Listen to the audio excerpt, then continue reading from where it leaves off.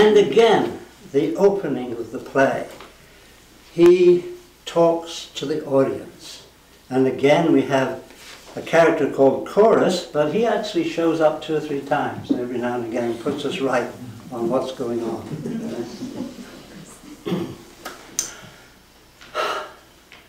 Oh, for a muse of fire that would ascend the brightest heaven of invention, a kingdom for a stage, princes to act, and monarchs to behold the swelling scene.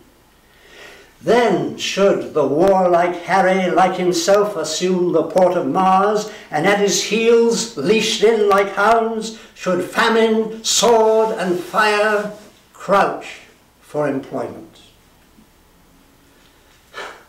But pardon, gentles all, the flat, unraised spirits that have dared on this unworthy scaffold to bring forth so great an object.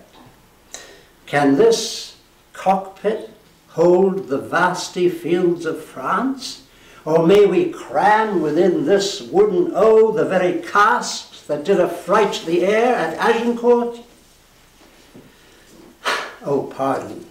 Since a crooked figure may attest in little place a million, and let us, ciphers to this great accompt, on your imaginary forces work. Suppose within the girdle of these walls are now confined 2 mighty monarchies, whose high upreared and abutting fronts the perilous narrow ocean parts asunder.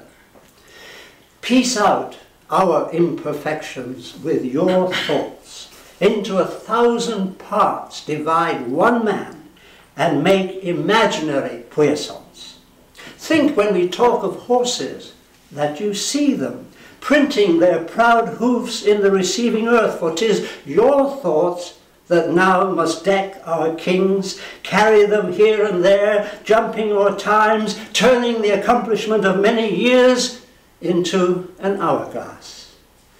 For the which supply, admit me, chorus to this history, who prologue-like your humble patience pray, kindly to hear, gently to judge our play.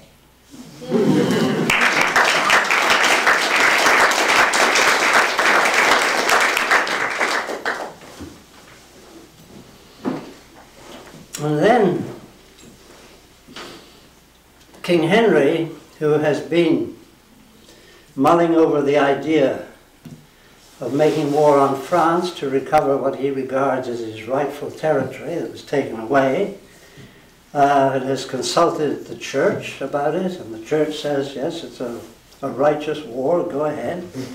In the meantime, in order to prevent war, he's asked the King of France to relinquish the throne and let him move into France, take over the stuff without any battle.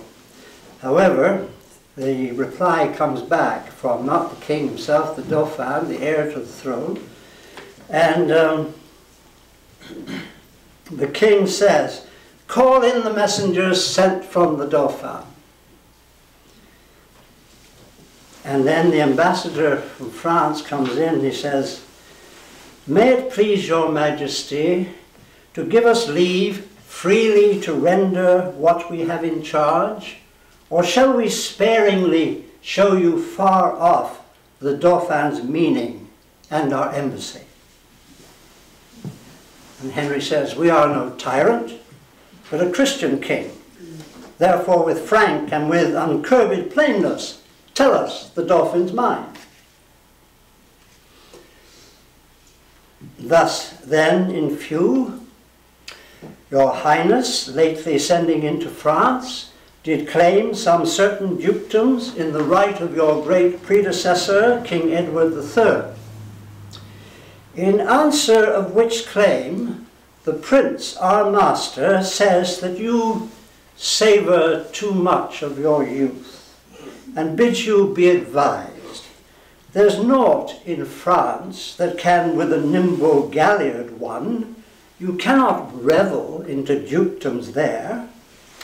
He therefore sends you, meter for your spirit, this ton of treasure, and in lieu of this, desires you let the dukedoms that you claim hear no more of you. Thus the Dauphin speaks. And the king says, "What treasures, uncle?"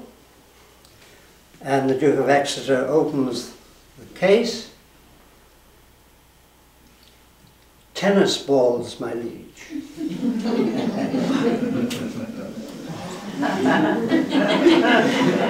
We are glad the Dauphin is so pleasant with us. His present and your pains we thank you for. When we have matched our rackets to these balls, we will in France, by God's grace, play a set shall strike his father's crown into the hazard. Tell him he hath made a match with such a wrangler, that all the courts of France will be disturbed with chases. And we understand him well, how he comes o'er us with our wilder days, not measuring what use we made of them. We never valued this poor seat of England, and therefore, living hence, did give ourselves to barbarous licence, as 'tis ever common that men are merriest when they are from home. But tell the Dauphin, I will keep my state, be like a king, and show my sail of greatness, when I do rouse me in my throne of France. For that I have laid by my majesty and plodded like a man for working days, but I will rise there with so full a glory that I will dazzle all the eyes of France, yes, strike the Dauphin blind to look at me, and tell the pleasant prince, this mock of his hath turned his balls to gumstones, and his soul shall stand sore charged for the wasteful vengeance that shall fly with them. For many a thousand widows shall this his mock out of their dear husbands, mock mothers from their sons, mock castles down, and some are yet ungotten and unborn that shall have cause to curse the Dauphin's scorn. But this lies all within the will of God, to whom I do appeal, and in whose name tell you the Dauphin I am coming on, to venge me as I may, and to put forth my rightful hand in a well-hallowed cause.